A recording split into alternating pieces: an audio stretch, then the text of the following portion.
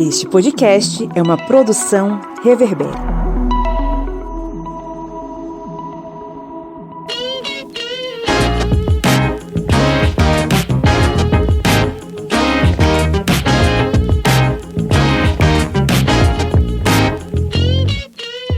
Olá, ouvintes! Está entrando no ar mais um episódio do seu podcast sobre as ciências humanas, é o podcast do Historiante. Esse programete que você sabe é a trincheira final contra o império da ignorância e da desinformação, sempre a cada semana fazendo das tripas coração para levar para você o melhor conteúdo e as melhores informações. Eu sou o Pablo Magalhães e estou aqui acompanhado desses dois titãs. De um lado, o homem que montou o soviete para lutar contra o capitalismo na beira do Rio São Francisco, o senhor Kleber Roberto. E aí, pessoal, beleza? Gravando aqui o podcast, já tarde da noite, né? Porque Pablo, ele teve uma dificuldade hoje para começar a gravação, segundo ele, para achar uma vaga pro iate dele, né? Porque ele agora só vive na praia.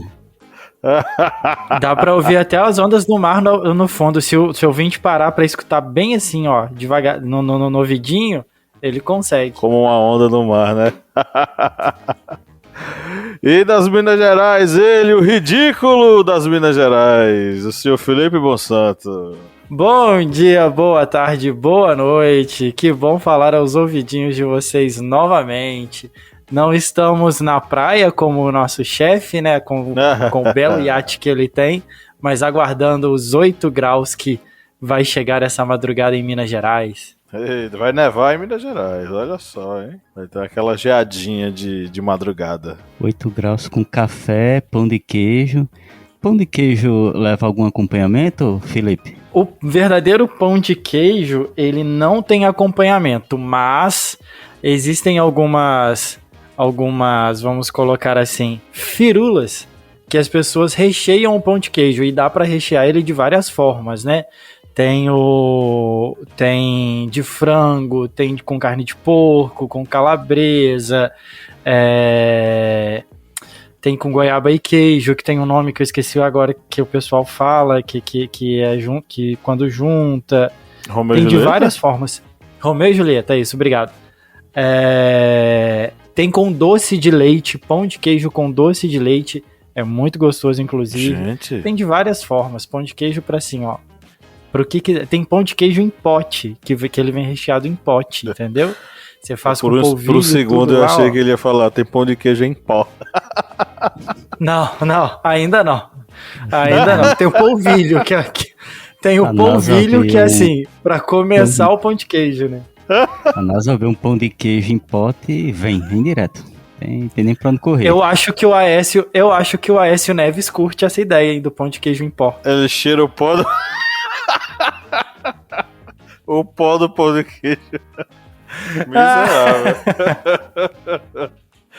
Credo. Ai. Bom, nesse clima de descontração, estamos aqui mais uma vez reunidos para trocar uma ideia sobre mais um assunto relevante e importante para a sociedade brasileira. Hoje a gente vai falar, dentro desse contexto da chegada e expansão de uma nova tecnologia de conectividade, que é o 5G, vamos bater um papo aqui sobre as desigualdades no acesso à internet em nosso país e refletir um pouco sobre de que forma a implantação de uma tecnologia tão avançada e tão importante quanto a conectividade 5G, ela pode, de um lado, potencializar diversas áreas da sociedade, mas também amplificar os abismos sociais que já existem. Vamos tentar refletir sobre esse assunto, mas antes vamos para os nossos recadinhos, né? Primeiro, você aí que tá ouvindo a gente no seu agregador de podcast preferido e tal, toda semana dá play em nossos episódios, saiba que você pode nos ajudar a chegar aos ouvidos de mais pessoas, né, Felipe? Isso mesmo, Pablo. Vocês conseguem propagar a palavra do historiante, divulgar a palavra do historiante de várias maneiras. Uma delas é dando 5 estrelas pra gente no seu agregador de podcast, seja ele o Spotify ou o Apple Podcast. Você dá 5 estrelinhas pra gente e ajuda a divulgar e a fazer com que a gente suba no ranking desses agregadores. Além disso, você pode também compartilhar com seus amigos, compartilhar nas suas redes sociais, marcar a gente nas suas redes sociais, para a gente ver que você tá compartilhando, e a gente vai ficar muito feliz com isso. E a gente fica feliz não só com você compartilhando e avaliando a gente com 5 estrelas, como também recebendo recadinhos de vocês, como recebemos dessa semana da nossa ouvinte Kellen Souza. A Kellen mandou um recadinho pra gente lá no nosso Instagram, falando que gosta muito dos programas, que acham os programas com conteúdo bem legal, com conteúdo bem interessante, que ela compartilha com os amigos dela.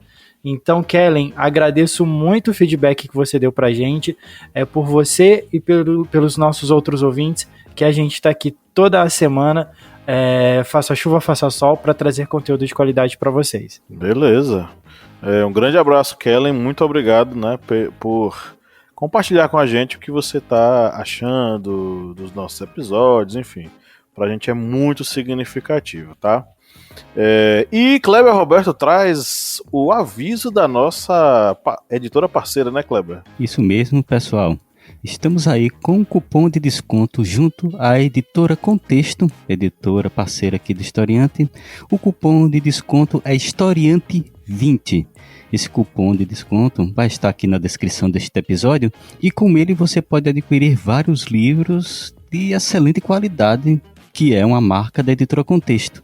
Entre eles você pode adquirir Pré-História do Brasil, que é um livro de Pedro Paulo Funari e Francisco Silva Noeli. E Pré-História do Brasil conta a fascinante saga dos primeiros habitantes do Brasil e finalmente contada em linguagem clara e rigor documental por 2 importantes arqueólogos e historiadores brasileiros, baseados nas mais recentes e respeitáveis descobertas, onde Funari e Noeli retratam as grandes ondas migratórias que povoaram nossa terra muito antes da, entre aspas, descoberta portuguesa. Esse livro você pode adquiri-lo na editora Contexto utilizando o nosso cupom de desconto Historiante20 e adquirir muitos outros livros também utilizando este cupom de desconto. E lembrando que esse livro Pré-História do Brasil vai estar um volume dele vai estar disponível no sorteio mensal de livros dos apoiadores do Historiante.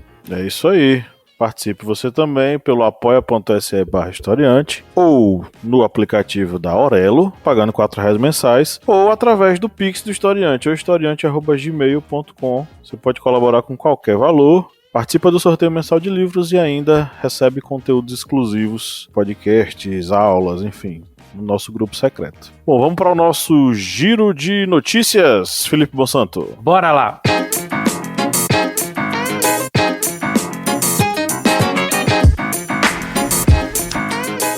IG Tecnologia. Quase 20% dos brasileiros ainda não têm acesso à internet. 19% dos brasileiros não são usuários da internet e 20% dos domicílios do país não têm acesso à rede, de acordo com dados da pesquisa TIC Domicílios 2022, divulgada nesta terça-feira 16, pelo Núcleo de Informação e Coordenação do BNIC.br. Entre 2015 e 2020, o acesso à internet no Brasil aumentou 51% dos domicílios para 83%. Desde então, porém, a taxa caiu 1% ao ano e em 2020, 81% dos lares do país tinham acesso à internet. Evidenciando a desigualdade social, essa taxa é menor para determinados públicos. Entre domicílios das classes D e E, 60% têm acesso à internet, contra 100% dos lares da classe A. G1. Entenda como o 5G deve revolucionar a educação. A chegada da tecnologia 5G ao Brasil promete revolucionar vários setores da sociedade, entre eles o da educação. A nova tecnologia, que possui baixíssima latência e alta velocidade, se comparada à 4G, deve proporcionar maior acessibilidade, cobertura e confiabilidade tanto a professores quanto a estudantes, se tornando uma grande aliada das instituições tanto no ensino à distância, EAD, quanto no ensino híbrido. Poder 360. Só uma em cada 4 cidades com mais de 200 mil habitantes tem leis para 5G. As operadoras de telefonia móvel enfrentam dificuldade para a expansão do 5G nas cidades de médio porte. Segundo o levantamento da Conexis Brasil Digital, que representa as operadoras, dos 102 municípios que têm entre 200 mil e 500 mil habitantes, só 27 têm leis específicas para instalação da tecnologia. CNTE. Desigualdade no acesso à internet impacta a qualidade da educação. Pesquisa divulgada no último dia 3 pelo Centro Regional de Estudos para o Desenvolvimento da Sociedade da Informação, CETIC, mostra que menos da metade, 44% dos jovens e adolescentes entre 9 e 17 anos têm acesso à internet na escola. Pablo, é com você. Beleza, vamos para o nosso editorial.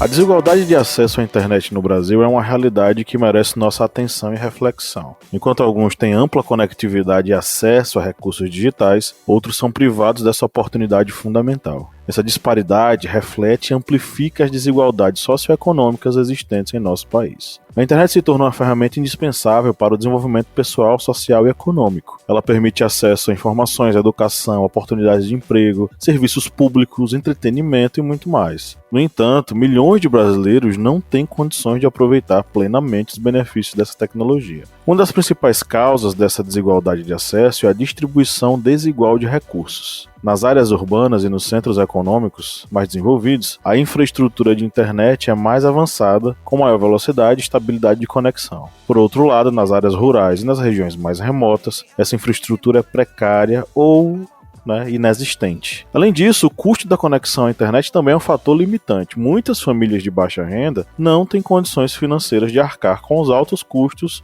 dos planos de internet, especialmente quando combinados com outros gastos essenciais, como moradia, alimentação e educação. A falta de acesso à internet tem consequências significativas em diversas áreas da vida das pessoas. A chegada ao Brasil do 5G, a nova geração da internet móvel, ultimamente tem dividido opiniões sobre os seus impactos sociais. Sem sombra de dúvidas, estamos nos referindo a uma tecnologia ainda mais rápida e com uma abrangência maior do que é disponível até então, com velocidades até 30 vezes maiores que o 4G.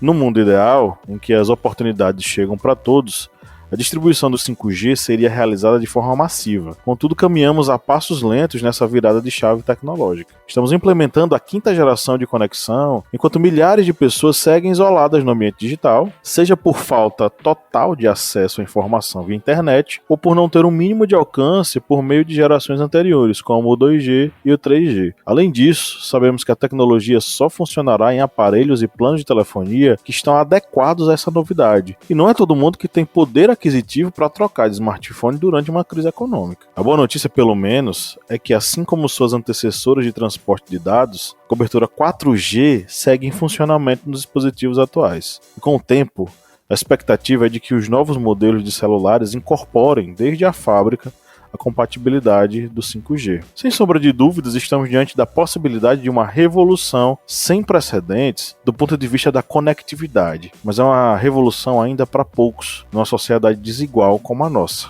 É isso ou eu estaria sendo pessimista demais, meus amigos?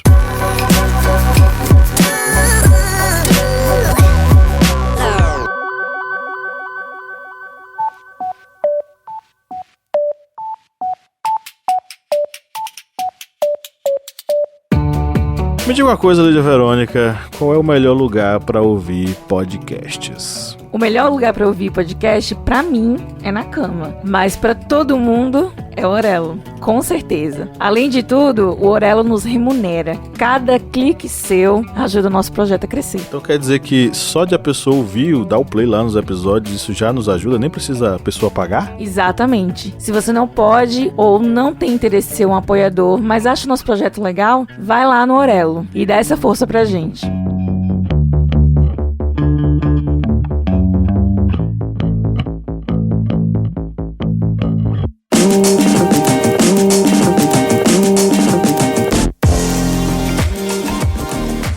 Eu acho que o 5G ele tem algo muito a agregar, né? Se a gente parar para olhar na teoria, o que o 5G ele possibilita para a gente, ele possibilita o teleatendimento, ele possibilita a transmissão de dados, de informação, ele teoricamente ele é uma ferramenta extremamente potente na conectividade entre as pessoas, no desenvolvimento de tecnologias novas e por aí vai. Porém, a gente vive num país que é, como você falou no editorial, que é extremamente desigual e a gente possui pessoas que nem acesso à internet ainda têm, né? E partindo dessa premissa, a gente tem um grande problema que é a desigualdade social. Ela se agravou demais durante a pandemia e a gente tem visto isso se agravar ao longo dos últimos anos, e o poder de compra das classes menos favorecidas, das classes mais simples, não tem condições de manter um plano de celular, muitas das vezes, como foi falado no editorial. Então eu acho que o 5G, embora ele já permita e ele já possibilita que a gente tenha acesso à informação, a desenvolvimento, a novas tecnologias, a gente ainda tem uma possibilidade e a gente corre muito risco de aumentar as desigualdades sociais ainda mais com a chegada do 5G. Eu acho que é realmente algo que a gente percebeu durante a leitura desses artigos que utilizamos para esse podcast. A gente percebe nitidamente que vai existir, infelizmente, um distanciamento bem grande na aplicação tanto do 5G como de outras tecnologias da internet no âmbito comparativo entre escolas públicas e escolas particulares de grande porte. Porque se nós analisarmos os artigos como, por exemplo, o artigo do G1, entenda como o 5G deve revolucionar a educação, esse artigo que foi escrito agora em maio de 2023, ele fala de vários pontos aonde se vai sendo inserido dentro da educação, das chamadas EduTechs, Education Technologies, a questão dessa internet, do 5G, várias aplicações que podem facilitar a educação. Mas a gente percebe que dentro deste mesmo artigo, a gente sente que realmente é algo que, infelizmente, vai estar distante dos professores que não tiverem um treinamento para utilizar essa tecnologia e muitas vezes até mesmo das escolas públicas, já que a gente viu dentro desses mesmos artigos que há locais onde há dificuldades para se implantar o 5G. Então a gente vê que é uma tecnologia importante, é um avanço tecnológico. A gente não vai tampar o sol com a peneira e dizer não, o avanço tecnológico, o avanço científico é algo ruim. Não, é algo bom. Mas a gente percebe que é algo que nesse início, nessa implantação do 5G, vai ser algo vantajoso para quem tem dinheiro para a implantação desse 5G. No caso, as escolas que tiverem um grande porte para utilizar essas tecnologias, treinando os seus professores, seus profissionais para utilizar essa tecnologia. Assim como a gente vê que alunos fora do âmbito escolar, ali do meio escolar, em sua casa, em sua residência, vão ter também essa diferenciação, digamos, essa desigualdade, já que muitos não vão ter acesso aos celulares que consigam utilizar o 5G, como o próprio Pablo falou na editorial de introdução.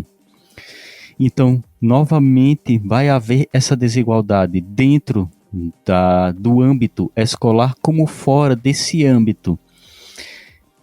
Cabe às autoridades, ao meio governamental, que a gente tem que colocar isso, digamos, como um ponto, fazer com que haja uma maior proximidade e acessibilidade, pelo menos no meio educacional, dos profissionais da educação, com tanto a tecnologia do 5G como todas as outras tecnologias disponíveis para a educação.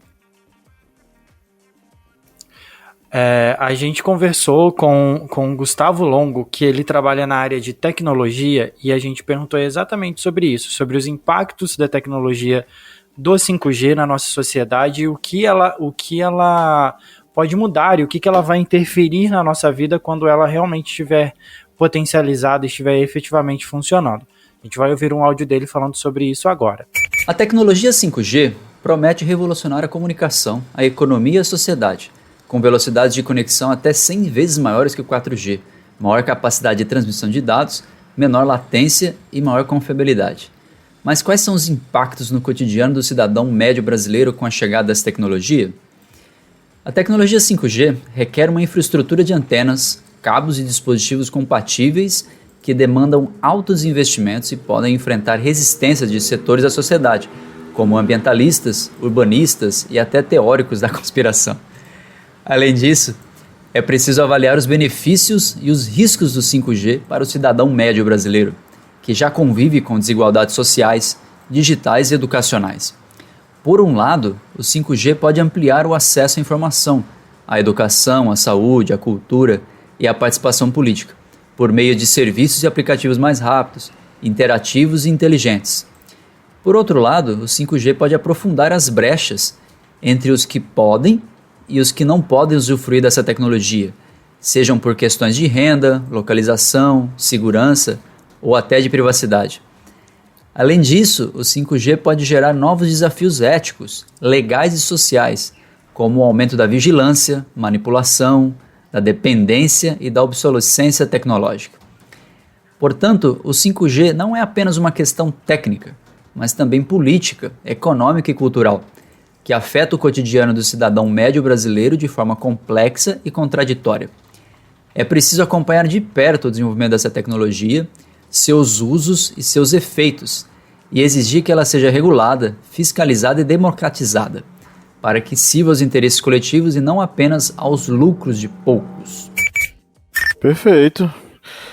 Acho que é muito nessa pegada que a gente já começou a debater aqui, né? Porque você vê, existe todo um processo de adaptação para essa nova tecnologia, né?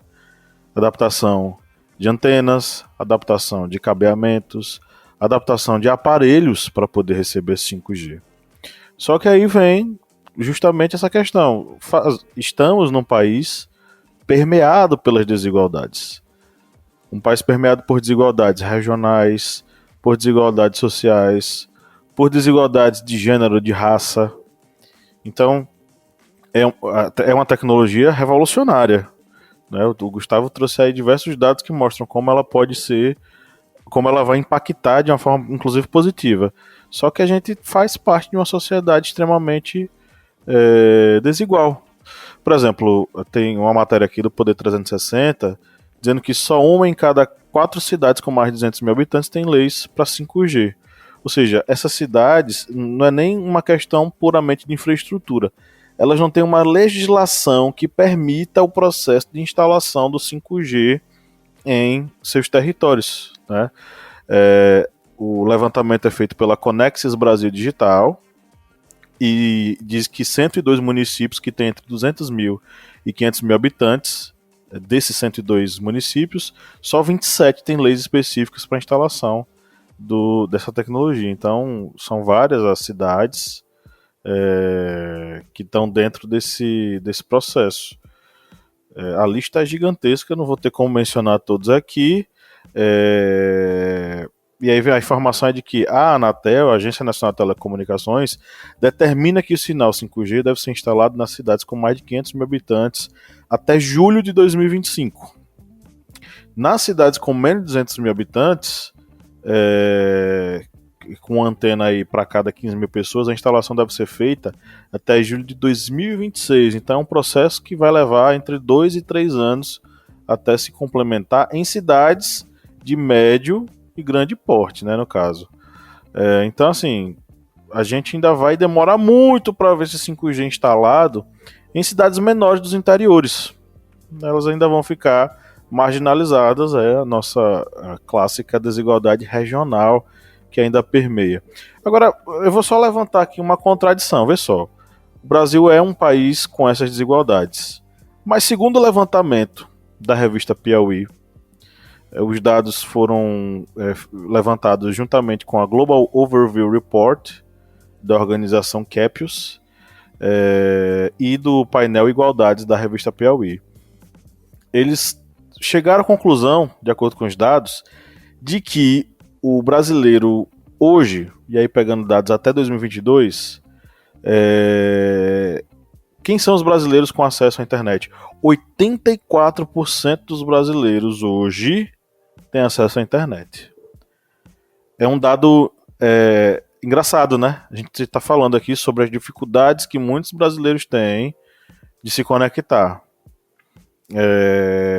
Ao mesmo tempo em que 84% dos brasileiros hoje já têm acesso à internet. A pesquisa diz que é um universo de pessoas que usa muito o WhatsApp. O tempo médio de uso do aplicativo é 4 vezes o tempo que lá nos Estados Unidos o pessoal tem de WhatsApp, além de Facebook e Instagram. O uso desses recursos aumentou durante a pandemia e o cenário ele vai se exacerbar no seguinte aspecto: a internet ela vai se transformar numa ferramenta de uso diário e constante por parte da população.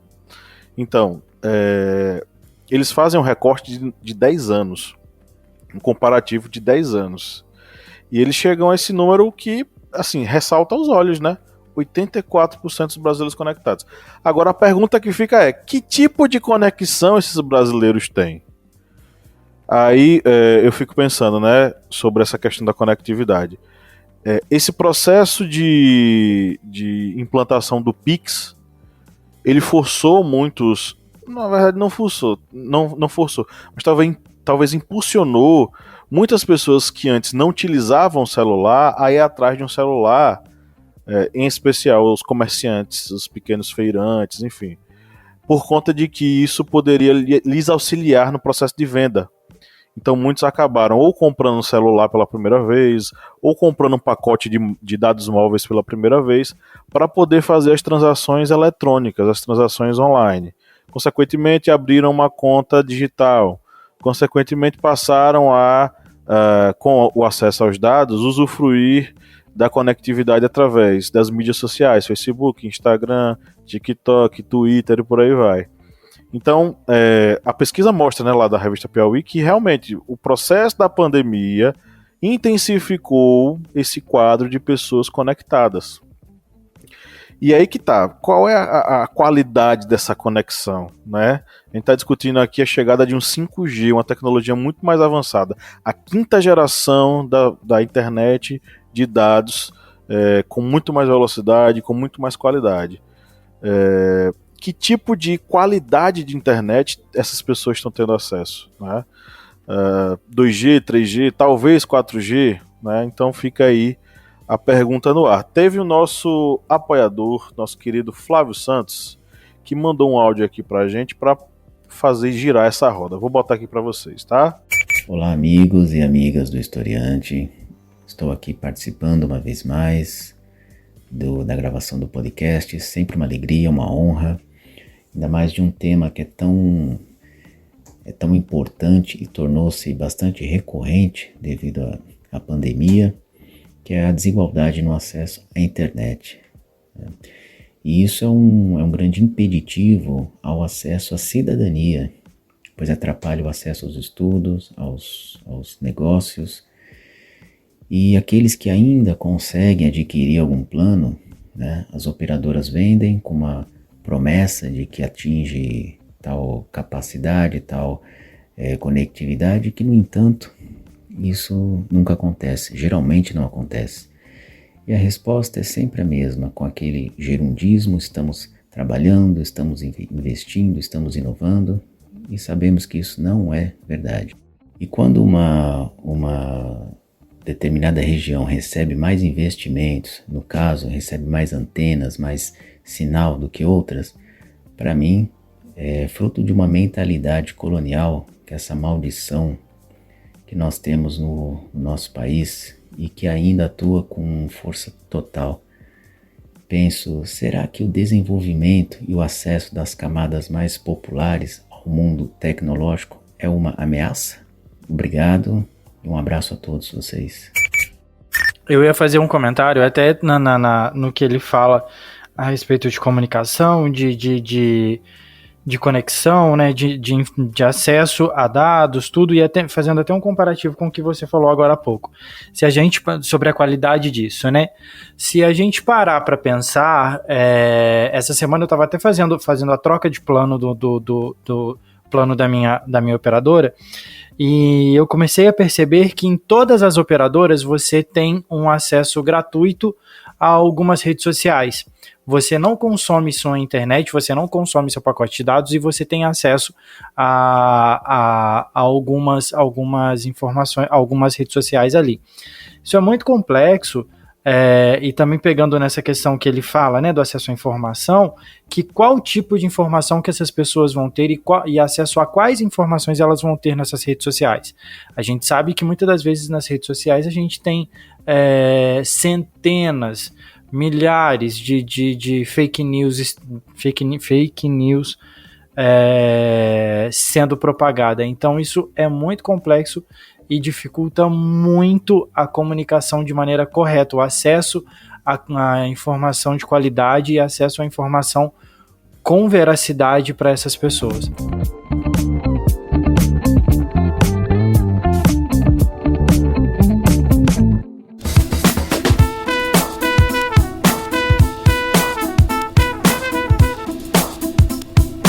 Bom, quem curte e acompanha o Historiante pode nos ajudar a manter o projeto, não é mesmo, seu Kleber? Isso mesmo. Você pode ajudar o Historiante de uma forma bem fácil. E faz como? Vai lá no nosso Apoia-se.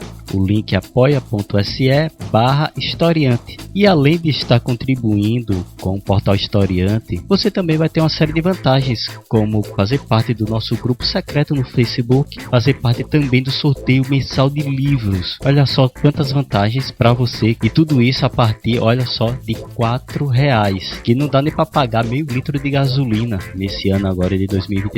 É tão pouco para você, mas é muito aqui para o Historiante. Vá lá no nosso Apoia-se e contribua. É isso aí, o link tá na descrição desse episódio.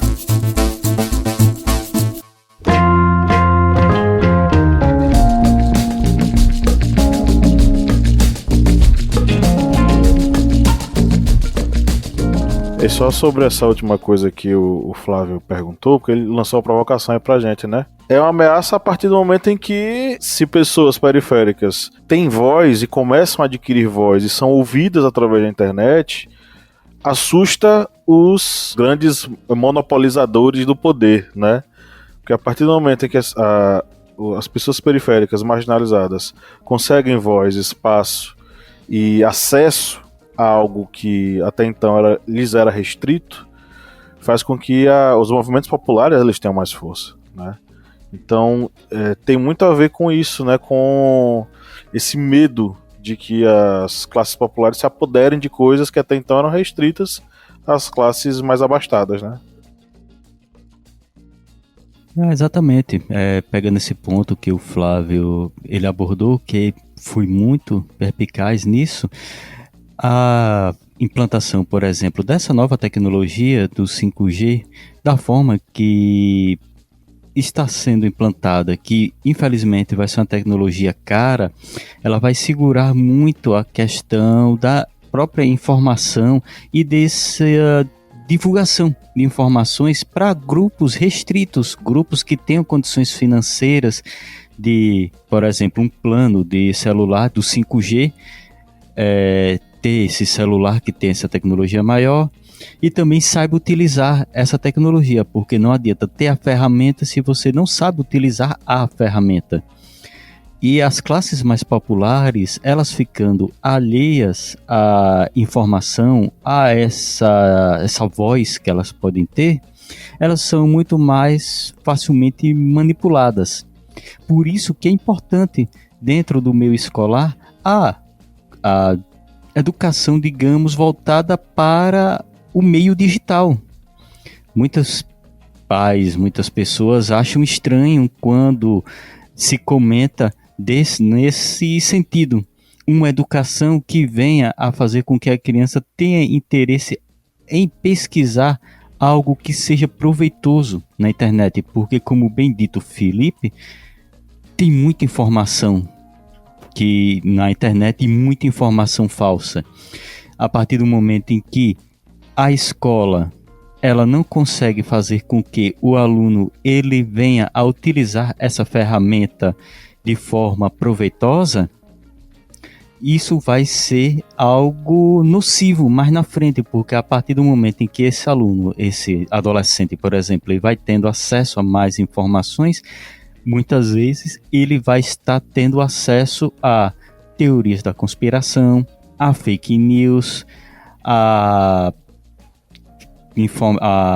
discursos errôneos, e isso é muito prejudicial, principalmente nesse estágio em que o adolescente ou criança esteja num momento de aprendizado.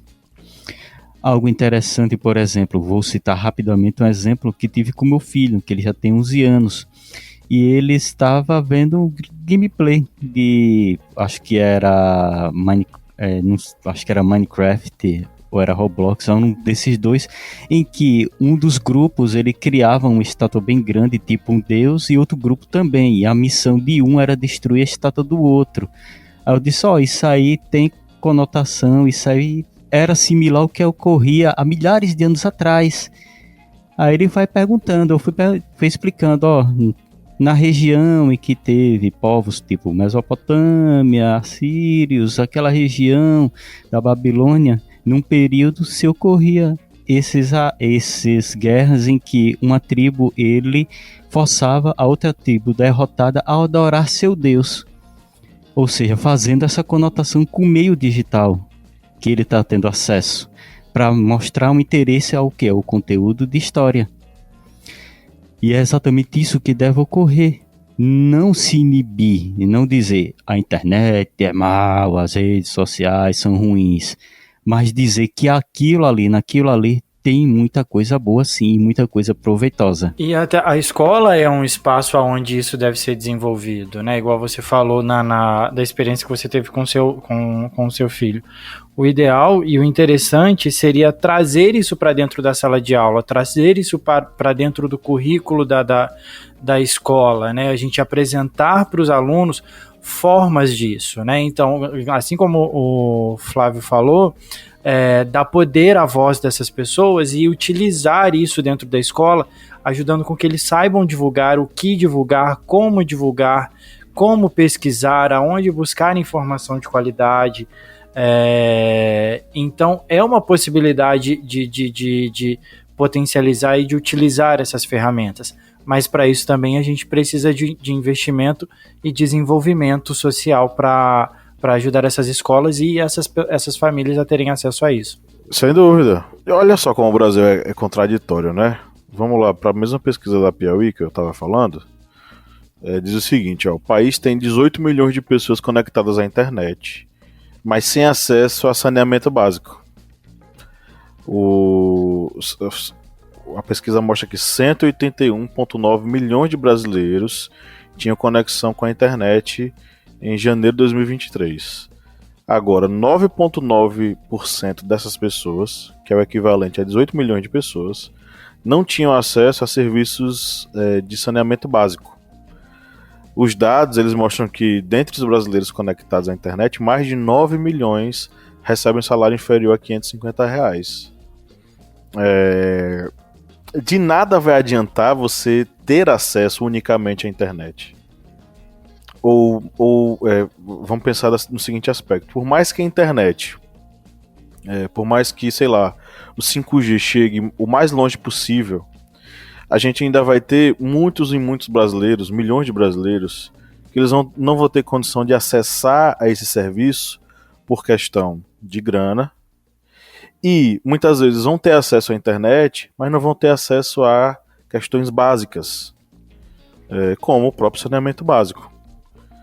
E pode até gerar aquela discussão, né? Bom, mas será que esse processo não é um processo também de tentativa de alienação da população? Porque assim, você libera uma internet, pode ser até 3G ou 4G, e fornece um pacote de dados que faça com que a pessoa, você falou aí, né, Felipe? Muitas delas têm acesso livre a alguns aplicativos de mídias sociais. Fazer com que elas fiquem nas mídias sociais e se alienem da realidade da qual vivem, onde estão conectados e acompanhando tudo que está rolando no TikTok, mas esquecem, por exemplo, de que a sua rua não tem saneamento básico e o esgoto está estourado. E isso está juntando mosquitos e isso pode trazer algumas doenças futuramente. É uma coisa a se pensar, porque o acesso à internet ele é um processo democrático, mas é também um processo que precisa ser acompanhado por diversos outros, dentre eles esses serviços os mais básicos possíveis que muitas pessoas não têm, né? O 5G ele já é uma tecnologia que é desigual, né? Tenho a opinião do Marcelo Saldanha, que está publicada aqui na matéria do Brasil de Fato. Ele é o presidente do Instituto Bem-Estar Brasil. Ele fala que o 5G, a princípio, é para quem tiver dinheiro.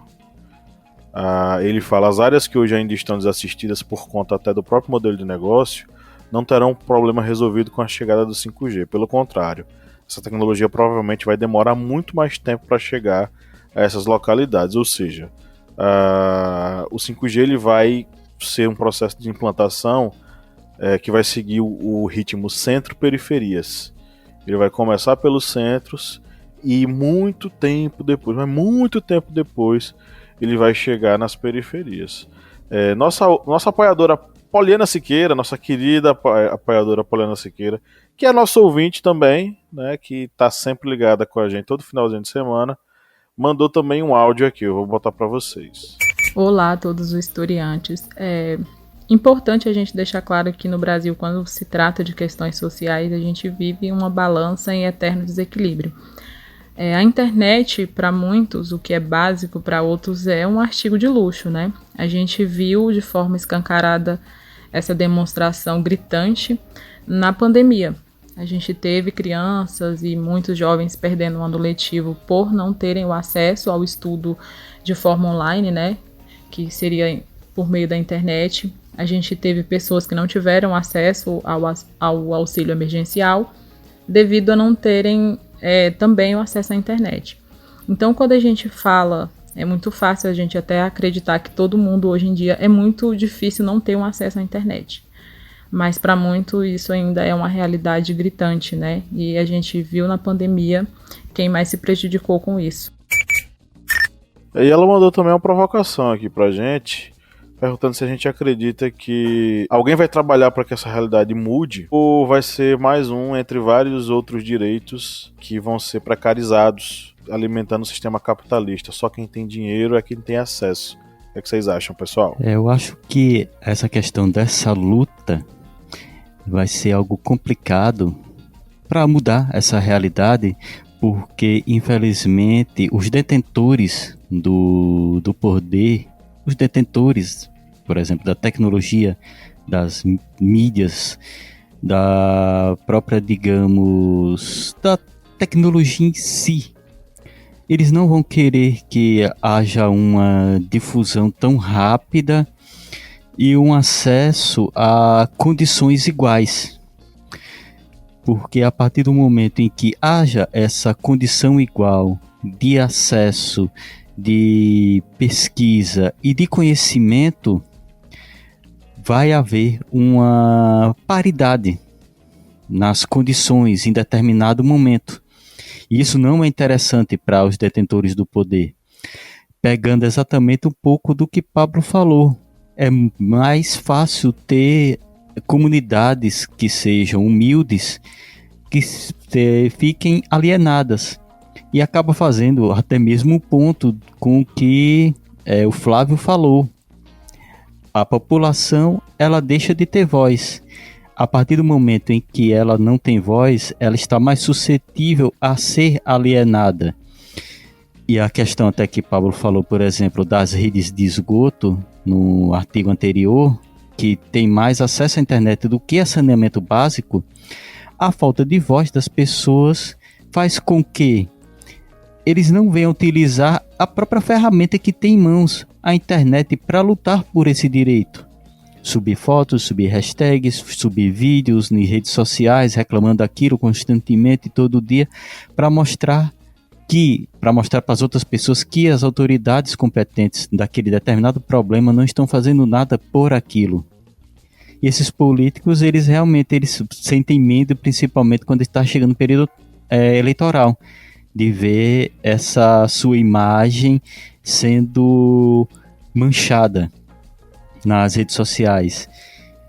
E a partir do momento em que essas pessoas que estão alienadas, que estão marginalizadas, elas poderiam ter acesso à informação e conhecimento prático para utilizar essas tecnologias a seu favor, isso não vai ser bom para esses mesmos poderosos que acabam deixando comunidades com esgoto a céu aberto, que lucram muito mesmo com tecnologias que sejam exclusivas para a educação em escolas particulares, deixando sucateadas as escolas públicas, para poderosos que vão estar lucrando com mídias sociais em bairros chiques, em bairros luxuosos, em condições mais, digamos, de maior acesso do que as pessoas mais carentes. Ou seja, essas pessoas são as pessoas que infelizmente ainda detêm o domínio dessa tecnologia. E tem uma questão também que a gente precisa parar para pensar nessa disseminação dessa tecnologia, né? O grande capital, ele quer lucrar. E é muito mais fácil ele investir onde ele tem um custo menor e ele consegue uma quantidade de clientes muito maior, que são as grandes cidades. Então, o custo dele é mínimo, né? O investimento dele é mínimo e ele potencializa ali a quantidade de pessoas que ele tem, porque a gente vive num mundo capitalista e as pessoas querem sempre estar como diria minha avó, na crista da onda, né, ali com a tecnologia de ponta, com tudo e coisa e tal. Não é interesse deles investir realmente de verdade e levar essa tecnologia e levar esse desenvolvimento para cidades menores. Então, a segregação, a separação, a desigualdade, ela já começa nesse ponto. Então, é muito mais fácil para eles investirem na Avenida Paulista do que eles irem para outras regiões de São Paulo que são mais distantes ou até mesmo no interior, né, cidades menores, alguma coisa assim. Então, acredito que isso vai potencializar cada vez mais a desigualdade que a gente tem hoje, a gente vive hoje com ela no Brasil. Falando ainda até sobre essa questão de atendimento, né, da cobertura do 5G nas cidades brasileiras, a gente ainda perguntou para o Gustavo, né, de tecnologia, que está fazendo a participação com a gente hoje, sobre se ele acredita que o Brasil tem a capacidade para a gente atender todas as cidades brasileiras com essa cobertura do 5G. Essa é uma pergunta que envolve diversos fatores, como infraestrutura, investimento, regulação e demanda. A resposta curta é não, pelo menos no curto prazo. A resposta longa é depende, mas é improvável que isso aconteça sem uma série de desafios e obstáculos. A tecnologia 5G promete uma conexão mais rápida, estável e eficiente, do que as gerações anteriores, permitindo novas aplicações, serviços digitais em áreas diversas como saúde, educação, segurança, mobilidade e entretenimento. No entanto, para que isso se torne realidade, é preciso que haja uma ampla cobertura de rede, que depende de uma infraestrutura adequada de antenas, cabos, satélites, espectro de frequência e assim por diante. O problema é que o Brasil ainda tem um déficit de infraestrutura de telecomunicações, especialmente nas regiões mais remotas e carentes do país. Segundo os dados da Anatel, milhares de municípios brasileiros não têm acesso à tecnologia 4G e nem sequer a 3G. Outro fator que limita a capacidade do Brasil em atender as cidades com 5G é o investimento necessário para implementar e manter essa rede. Estima-se que o custo total de 5G no país seja de cerca de 40 bilhões de dólares, sendo que as operadoras terão que arcar com a maior parte desse valor, além de cumprir as obrigações de universalização e qualidade impostas pelo governo. Isso pode afetar a rentabilidade e a competitividade do setor, que já sofre com alta carga tributária e a baixa penetração de serviços de banda larga no país. Por fim, há também a questão de demanda por essa tecnologia, que depende do nível de desenvolvimento econômico, social e cultural das diferentes regiões do país. Não basta ter uma rede 5G se não houver dispositivos compatíveis, conteúdo relevantes e consumidores dispostos a pagar por esse serviço. Portanto, a resposta para a pergunta inicial é que o Brasil tem capacidade de atender todas as cidades do país com a tecnologia 5G. Mas isso não significa que isso vai acontecer de forma rápida, fácil ou uniforme. É preciso que haja uma articulação entre os diferentes atores envolvidos, como o governo, as operadoras, os fornecedores, reguladores, desenvolvedores e também os usuários, para que o 5G possa trazer benefícios reais para a sociedade brasileira sem deixar ninguém para trás. O 5G também pode aprofundar as desigualdades sociais na tecnologia e na educação, se não for acompanhado de políticas públicas que garantam um acesso universal, equitativo e democrático aos seus benefícios. As classes mais altas, que já dispõem de mais recursos, infraestrutura e oportunidades, tendem a ser as primeiras a usufruir do 5G, ampliando suas vantagens competitivas e sua influência no mercado e na sociedade. Já as classes mais baixas, que já sofrem com a exclusão digital, a precariedade dos serviços públicos e a falta de perspectivas, tendem a ficar ainda mais marginalizadas e vulneráveis,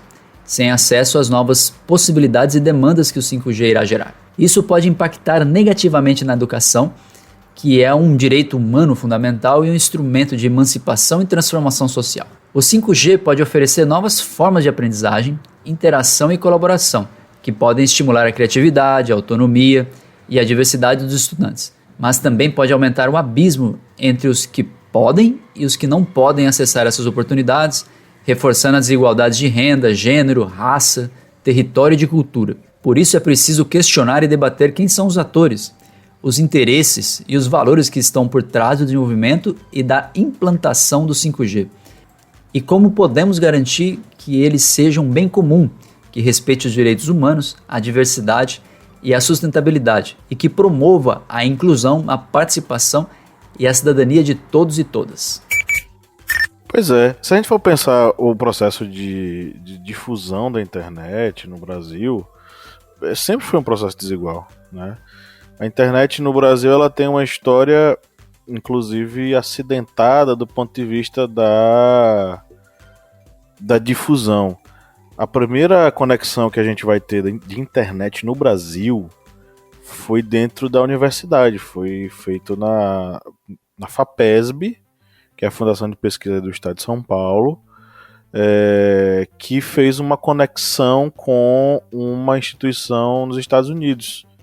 Foi o Laboratório Nacional de Computação Científica da FAPESB que se conectou à BitNet com a Universidade de Maryland, dos Estados Unidos. E a partir daí a gente vai ter os primeiros experimentos com a internet, isso aí foi entre 87 e 88. E a popularização de fato da internet indo para a casa dos brasileiros, né, vai ser só em 96. Em 96 que a gente vai ter essa popularização da internet e as pessoas elas vão começar a ter acesso. Agora sim, quem é que vai ter acesso? Pouquíssimas pessoas vão ter acesso ao serviço de internet, que vai ser um serviço de internet muito capenga, né? Porque a conectividade ela vai ser feita de uma forma bem rudimentar. E aí eu acho que vocês lembram, né, gente? Como é que se conectava há alguns bons anos atrás, né? Eu acho que a partir dos anos 2000, né? Internet de escada, a partir dos anos 2000 é que a gente vai ter um serviço como o IG, como o UOL, que vão fornecer aqueles famigerados discadores, vocês lembram disso? Nossa, agora cabia muito aqui no episódio aquele barulhinho de sábado à tarde de conectando a internet. E era de madrugada, né? A partir da meia-noite ou nos finais de semana, não é isso? Que você conectava, porque gastava um pulso só, né? Exatamente. Se fosse no horário comercial, a facada vinha. Pois é, e isso a gente tá falando o quê? Anos 2000, né? A partir de 96 a gente atrás. Pois é, a partir de 96 é que a gente vai ter um pouco mais de amplitude nessa questão do acesso à internet através da internet de escada. Agora, de fato, na casa de muitos brasileiros, a partir de 2000. E veja só, nem todo mundo tinha acesso à internet boa de qualidade em casa. Você precisaria ir para uma lan house, um cybercafé, ou seja lá o que for que chamava aí na sua cidade, que você que está nos ouvindo, para poder acessar a internet, porque assim, a internet de escada você tinha que passar a madrugada acordado para conectar ou no final de semana. E a internet com uma velocidade melhor, vamos botar aí o quê? 100K? A internet de 100K que era oferecida pela... Era quem, meu gente? Que oferecia? Era a Embratel? A Oi oferecia também. Mais. Era a Velox da Oi. Era o Velox, né? A Velox acho que era 76. 76K? Eu acho que era, não era tão... Não chegava a 100K. Mas assim, você lembra que quem tinha internet de 100K era rico? A pessoa que tinha 100K em casa era... Nossa, você tem uma internet de 100K? Eu não acredito! Porque a gente era criado na internet de escada? Isso, Lembro muito disso. E essa questão da internet só foi lá em 2007 que teve a internet 3G, que aí começou-se até essa popularização da internet de dados. E mesmo assim, em 2007 que começa a ter internet de dados, não era internet boa. Se hoje em dia já temos aí 16 anos e ainda tem locais que a internet de dados é horrível, imagine no início da implantação do 3G, lá em 2007. E tem 10 anos que começou a ser implantada a 4G. E nos anos 2000 era o GSM, Kleber, era 2G. Era 2G. Antes o 3G você falou 2007, né? 2007 foi a 3G. Em meados dos anos 2000 era 2G, era a internet GSM que era utilizada. Fala, Felipe. Não, só um adendo, a facilidade que a gente tem hoje com a internet, o acesso aos serviços que a gente tem via internet, naquela época a gente não tinha nada. No máximo que a gente tinha acesso à internet era para passar uma mensagem muito mais rápido, para baixar alguma coisa no celular de informação da internet, mas assim, era uma coisa muito rudimentar em comparação ao que a gente tem hoje, né? Sim, sim. E aí vamos parar para pensar? 1987, primeira conexão de internet feita no Brasil. Quando é que a internet vai se popularizar? Depois de 96. Ou seja, quase 10 anos. Quase 10 anos depois.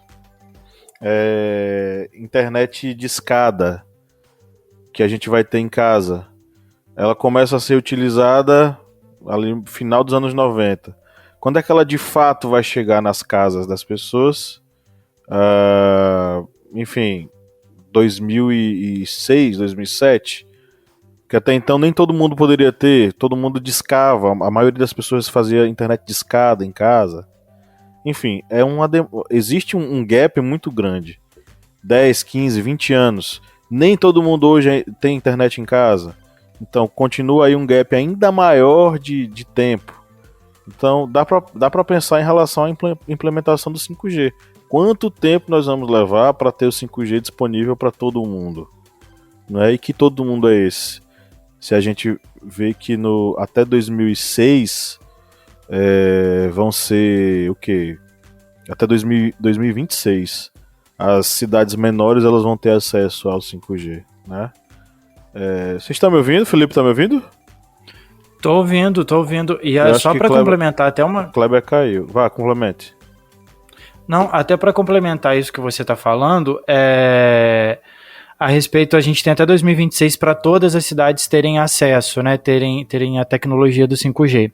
Mas existem alguns desafios que a gente precisa pensar também, fora esses outros que a gente tem conversado aqui. Eu sou de uma região montanhosa, de uma região serrana, né, que é a cidade de Juiz de Fora.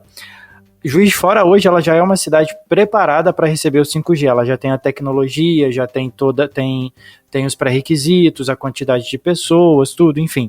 Porém, não se foi pensado até pouco tempo atrás de que Juiz de Fora, por ser uma região montanhosa, isso interferia na transmissão de dados do 5G. E agora, após os primeiros testes, tudo, né, assim, da liberação do sinal, tudo, que se identificou isso e que começou a trabalhar essa possibilidade. Então, numa cidade de quase 700 mil habitantes, a gente já tem esse desafio, imagina em cidades menores e em regiões mais remotas, né, o desafio que vai ser para poder conseguir levar. Eu não acredito que seja ali 2026, eu acho que ainda vai mais uns 10 anos aí para a gente conseguir liberar o acesso a todos.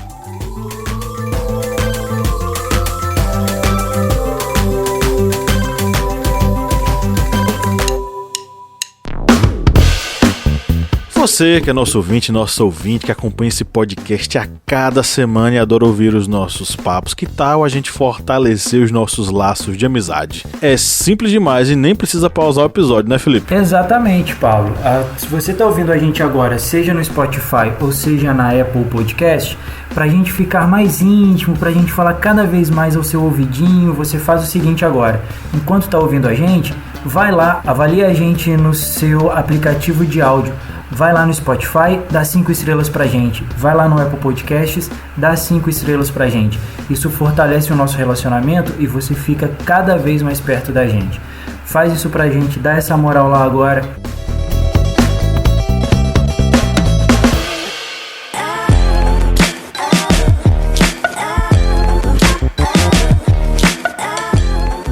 Bom, chegamos na nossa área de indicações, o momento da nossa curadoria gostosa de final de episódio. Para você que nos ouve atentamente, né? E que agora vai receber aí nossas indicações, nossas sugestões para você acompanhar. Só uma coisa, Kleber Roberto, eu acho que rolaria, tal qual nós fizemos a história do SUS no Brasil, a gente fazer uma minipédia, a história da internet no Brasil. Viu? Vamos tentar montar essa minipédia? Eu já tô sentindo raiva da internet hoje, que já caiu um monte de vezes, aí tu vem e faz essa proposta. Você tem amor à vida não. É necessário. Maravilha. É necessário. Bom, esse momento é um oferecimento aos nossos apoiadores. Kleber Roberto, quem é que vai receber o nosso abraço hoje? Bem, essa área de indicações, dessas dicas de leitura, filmes e séries, é um oferecimento aos nossos apoiadores, pessoas que acreditam aqui no Historiante, pessoas ao qual nós mandamos um muito obrigado, porque é graças a vocês que este projeto ainda continua vivo. E mandamos aqui um abraço caloroso e um muito obrigado para Flávia Almeida, Frederico Januzzi e Poliana Siqueira. A vocês e a todos os outros, um muito obrigado. E lembrando que Poliana Siqueira, ela é uma apoiadora através da Aurelo. Porque você pode ser um apoiador do Historiante através do apoia.se/historiante ou através do aplicativo Aurelo, que é um aplicativo muito fácil de se utilizar, muito simples, ele não vai pesar no seu celular e você vai ver como ele é prático para fazer aí sua maratona de podcasts aqui no Historiante. Perfeito, aproveita a dica do Kleber Roberto e já vá fazendo isso agora, enquanto tá ouvindo aqui o podcast, tá? Eu vou fazer minhas indicações. Nesses últimos dias entre uma correção de prova e outra, e muita paciência e muito... Enfim, todo professor ele mereceria o céu só por passar horas e horas corrigindo provas. Eu dei play num podcast muito bacana chamado Primeiro Contato.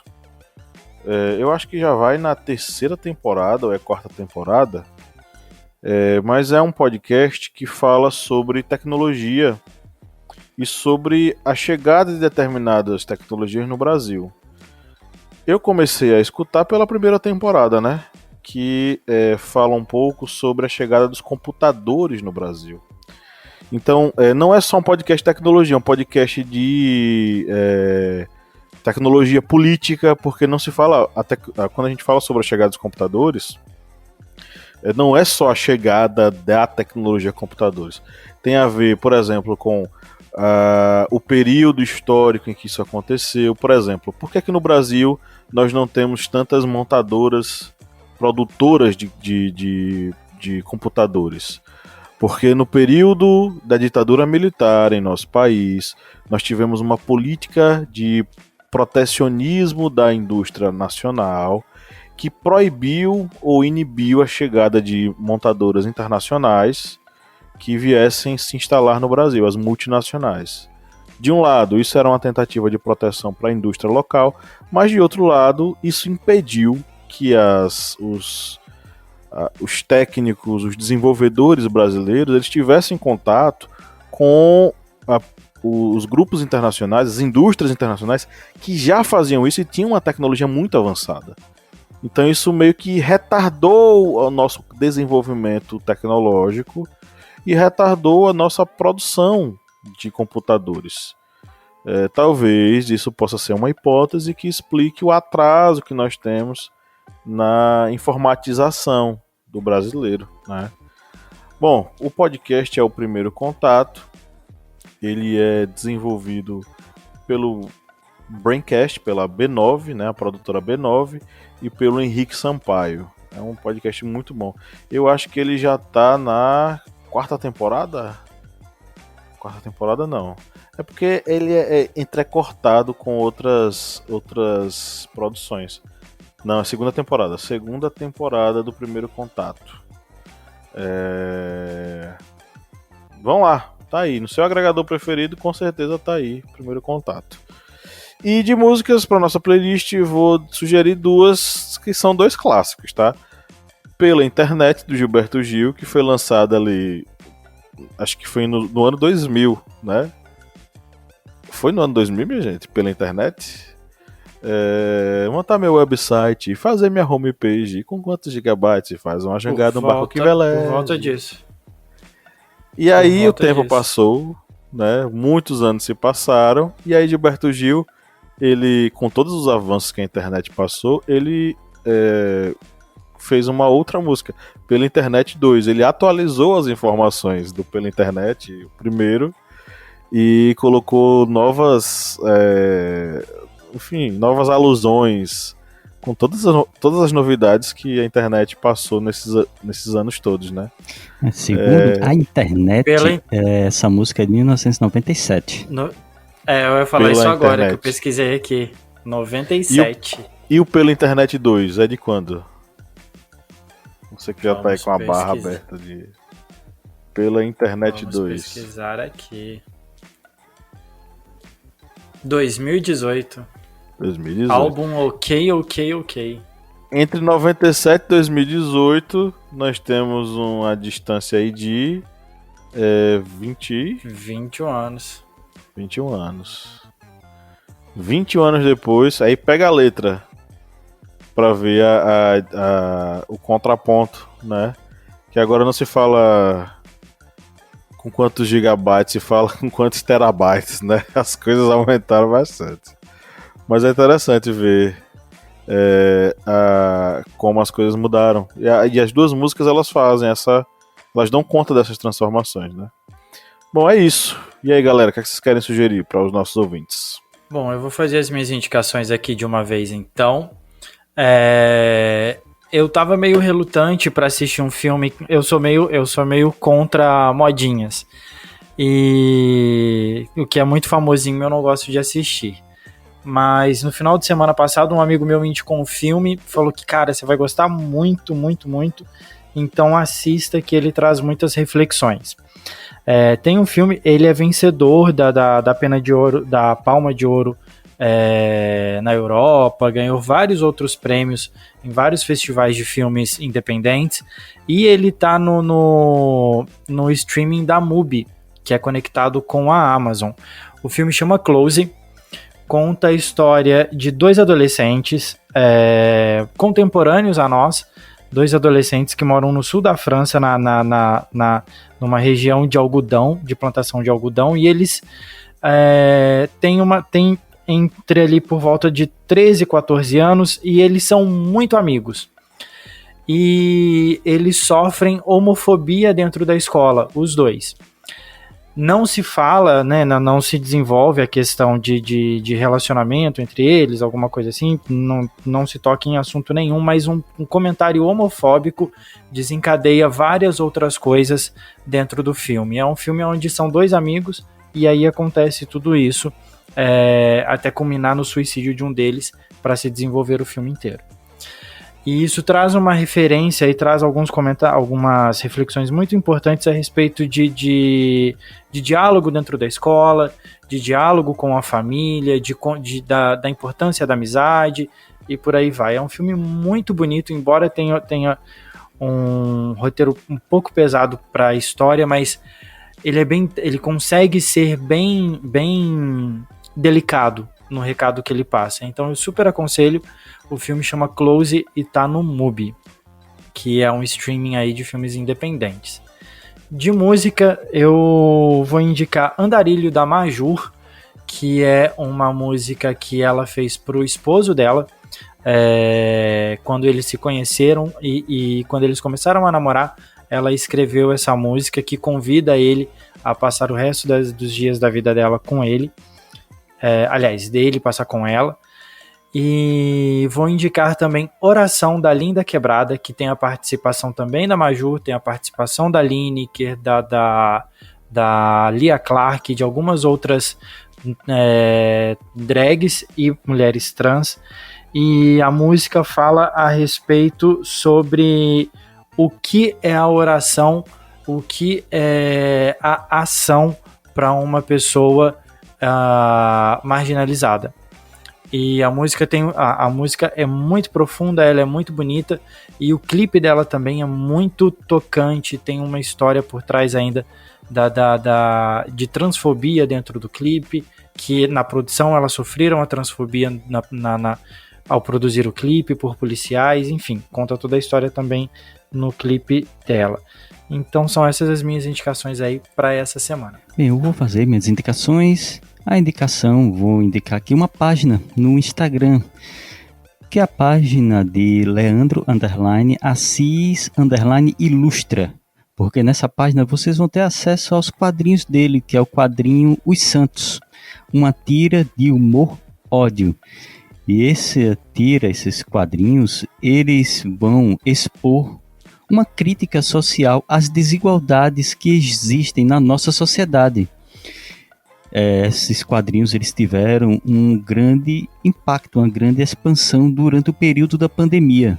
Inclusive, o Leandro Assis ele lançou um livro, que é o livro Confinada, que eu acho que é pela editora Todavia Livros, que editou esse livro, que fala exatamente desse período pandêmico, onde ele estava fazendo esse quadrinho e fazendo essa crítica social a todas essas desigualdades existentes na nossa sociedade e que são tão comuns aos olhos de qualquer pessoa que tenha um mínimo de empatia e perceba o quanto é desigual a nossa sociedade.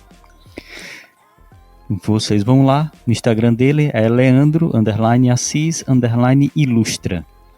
E como música, eu vou indicar duas músicas que vão relembrar o saudoso André Matos, que ele faleceu no dia 8 de junho de 2019, ou seja, na gravação desse podcast que estamos fazendo aqui, tem exatamente 8 dias em que é relembrado o falecimento dele. Então vou indicar 2 músicas, uma da primeira banda dele, que é a Viper, que é a música Soldiers of Sunrise, e outra música que é da banda Angra, que aí ele já foi mundialmente conhecido através da banda Angra, que é a música Make Believe. E essa música realmente demonstra o potencial de vocal que ele tinha e também até mesmo de construção musical, que é nítido em todas as músicas que foram compostas pelo saudoso André Matos. E para quem gosta de metal, viu, metal melódico, o Viper foi sim o responsável pelo primeiro álbum de metal melódico, não foi o Halloween da Alemanha. Esse título é do Brasil. Brasil, ziu. Ok, amigos, então é isso. Chegamos ao final de mais uma gravação deste podcast que há exatos não, falta uma semana ainda. Que há 5 anos leva muito conhecimento e história pública para você que nos ouve. Amigos, abemos podcast? Abemos. Subiu fumaça branca. Abemos. Então é isso, com muita alegria nós chegamos ao final de mais uma gravação. Muito obrigado a você que nos ouviu até o final e que gosta de dar o tchauzinho coletivo conosco, nem que seja mentalmente. Né? Eu tô rindo aqui porque entrou, tá na minha mente aqui, um apartamento na minha mente. Quando subiu fumaça branca, só veio aqui. Subiu pão de queijo. Pão de queijo. Meu Deus. Vamos lançar o Felipe se engasgou ali. Não, eu tô gripado, eu tô desligado. Meu microfone tá praticamente todo desligado o episódio inteiro por causa disso. Eu tô gripado e eu tô tossindo demais. Gente, tome água, viu? Senão perde a garganta. Então é isso. Um grande abraço pra você que nos ouve até o final, né? E dá o tchauzinho coletivo conosco. Ainda que mentalmente. E no 3 vamos dar o nosso tchau coletivo, né, gente? 1, 2, 3. Tchau!